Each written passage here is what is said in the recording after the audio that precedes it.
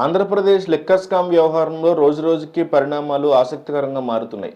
ఈ వ్యవహారంలో కీలక నిందితుడు కసిరెడ్డి రాజశేఖర్ రెడ్డిని పోలీసులు అదుపులో తీసుకున్న తర్వాత విచారణలో పలు ఆసక్తికర అంశాలు వెలుగు చూస్తున్నాయి. లిక్కర్ స్కామ్లో నిజాలు ఒక్కొక్కటిగా బయటకు వస్తున్నాయి. ఈ స్కామ్లో మధ్యవర్తిగా వ్యవహరించిన రాజు కసిరెడ్డి ఒక్కడి 2,300 కోట్ల రూపాయలు దొరికినట్లు వార్తలు వస్తున్నాయి. ఈ స్కామ్ పెద్దలకు చేరినట్టుగా కూడా విచారణలో వెల్లడైంది. బంగారం బిస్కెట్ల రూపంలో డబ్బు మైన్ రూపంలో విదేశాలకు తరలి అలాగే ఎంచుకున్నట్లుగా కూడా గుర్తించారు. ఇక ఇదిలా ఉంటే ఈ వ్యవహారంలో చేసుకున్నారు. ఈ లిక్కర్ స్కామ్ లో ముగ్గురు నిందితులకి సుప్రీంకోర్టులో చుక్కెదురైంది. జగన్ మాజీ ఓఎస్డి కృష్ణమోహన్ రెడ్డి, ధనుంజన్ రెడ్డి, బాలాజీ గోవిందబ్బకి మధ్యంతర ఉపశమనానికి సుప్రీంకోర్టు నిరాకరించింది. హైకోర్టులో 7వ విచారణ ఉన్నందున జోక్యం చేసుకోవడానికి సుప్రీంకోర్టు నిరాకరించింది. చట్టపరంగా ముగ్గురిని అదుపులోకి స్పష్టం చేసింది. తదుపరి విచారణ 8వ తేదీకి వేసింది. ఎంపీ మిథున్ రెడ్డి బెయిల్ మీద కూడా విచారణ జరుపుతామని పేర్కొంది. లిక్కర్ స్కామ్ లో వీరు ముగ్గురు అత్యంత కీలకంగా ఉన్నారు. వీళ్ళ ముగ్గురిని అరెస్ట్ చేసి విచారిస్తే కీలక వ్యక్తుల పేర్లు బయటపడే అవకాశం ఉందని తెలుస్తోంది.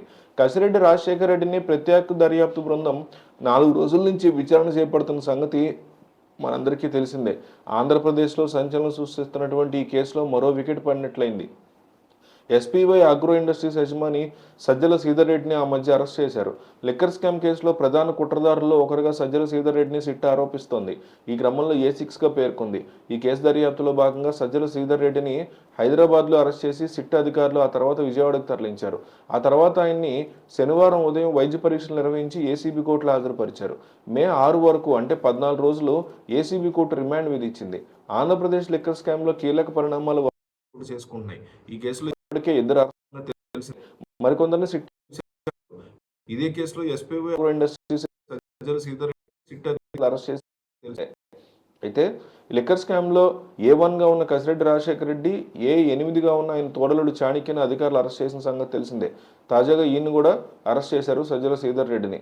A6 సజ్జల శ్రీధర్ రెడ్డికి చెందినటువంటి SPY agro industries, Sunhook labs, Decat logistics మధ్య 60 కోట్ల రూపాయల మేర డబ్బు రూటింగ్ జరిగిందని సిట్ ఆరోపిస్తోంది.